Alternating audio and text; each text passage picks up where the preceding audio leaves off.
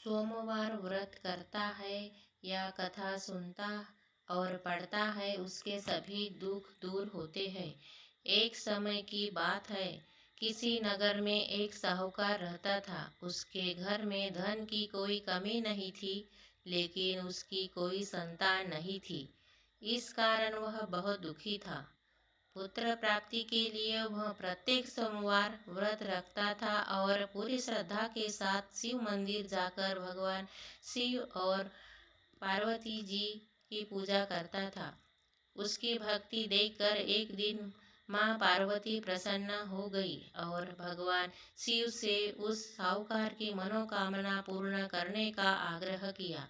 पार्वती जी की इच्छा सुनकर भगवान शिव ने कहा कि हे पार्वती, इस संसार में हर प्राणी को उसके कर्मों का फल मिलता है और जिसके भाग्य में जो हो उसे भोगना ही पड़ता है। लेकिन पार्वती जी ने साहूकार की भक्ति का मान रखने के लिए उसकी मनोकामना पूर्ण करने की इच्छा जताई। माता पार्वती के आग्रह पर शिवजी ने साहूकार को पुत्र प्राप्ति का वरदान तो दिया, लेकिन साथ ही यह भी कहा कि उसके बालक की आयु केवल 12 वर्ष होगी। माता पार्वती और भगवान शिव की बातचीत को साहूकार सुन रहा था। उसे ना तो इस बात की खुशी थी और ना ही दुख। वह पहले की भांति शिवजी की पूजा करता रहा। कुछ समय के बाद साहूकार के घर एक पुत्र का जन्म हुआ।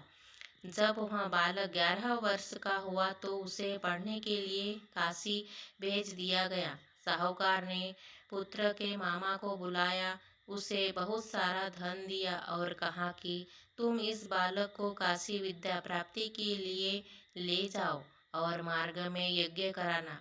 जहाँ भी यज्ञ कराओ वहाँ ब्राह्मणों को भोजन कराते और दक्षिणा देते हुए जाना। दोनों मामा भांजे इस तरह यज्ञ कराते और ब्राह्मणों को दान दक्षिणा देते काशी की ओर चल पड़े।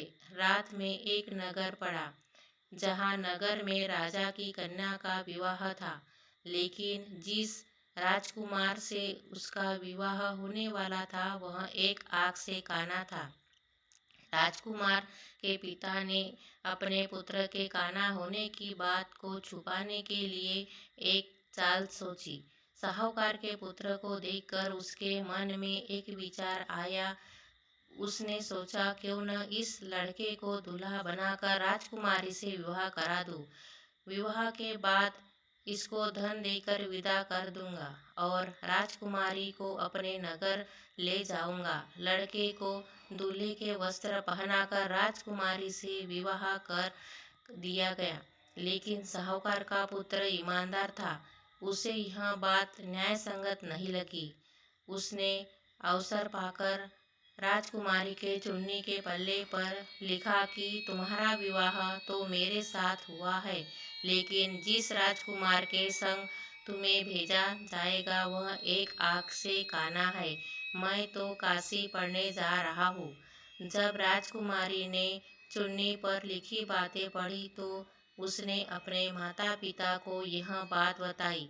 राजा ने अपनी पुत्री को विदा नहीं किया, जिससे बारात वापस चली गई। दूसरी ओर साहूकार का लड़का और उसका मामा काशी पहुँचे और वहां जाकर उन्होंने यज्ञ किया। जिस दिन लड़के की आयु 12 वर्ष की हुई उसी दिन यज्ञ रखा गया। लड़के ने अपने मामा से कहा कि मेरी तबीयत कुछ ठीक नहीं है। मामा ने कहा कि तुम अंदर जाकर सो जाओ। शिवजी के वरदान अनुसार कुछ ही देर में उस बालक के प्राण निकल गए। मृत भांजे को देख उसके मामा ने विलाप शुरू किया। संयोगवश उसी समय शिवजी और माता पार्वती उधर से जा रहे थे। पार्वती ने भगवान से कहा, स्वामी, मुझे इसके रोने के स्वर सहन नहीं हो रहा। आप इस व्यक्ति के कष्ट को अवश्य दूर करें। जब शिवजी मृत बालक के समीप गए तो वह बोले कि यह उसी साहूकार का पुत्र है जिसे मैंने 12 वर्ष की आयु का वरदान दिया।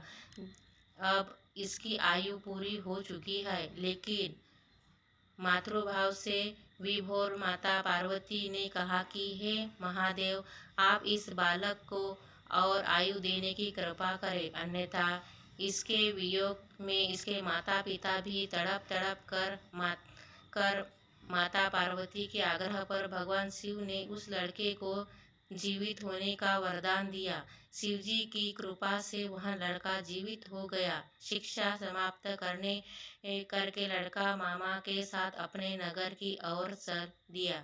दोनों चलते हुए उसी नगर में पहुंचे जहां उसका विवाह हुआ था। उस नगर में भी उन्होंने यज्ञ का आयोजन किया। उस लड़के के ससुर ने उसे पहचान लिया और महल में ले जाकर उसकी खातिरदारी की और अपनी पुत्री को विदा किया। इधर साहूकार और उसकी पत्नी भूखे प्यासे रहकर बेटे की प्रतीक्षा कर रहे थे। उन्होंने प्रण कर रखा था कि यदि उन्हें अपने बेटे की मृत्यु का समाचार मिला तो वह भी प्राण त्याग देंगे, परंतु अपने बेटे के जीवित होने का समाचार पाकर वह बेहद प्रसन्न हुए।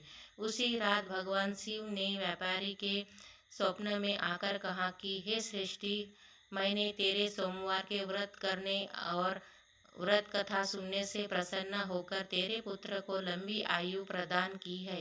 इसी प्रकार जो कोई सोमवार व्रत करता है या कथा सुनता है और पढ़ता है, उसके सभी दुख दूर होते हैं और समस्त मनोकामनाएं पूर्ण होती है।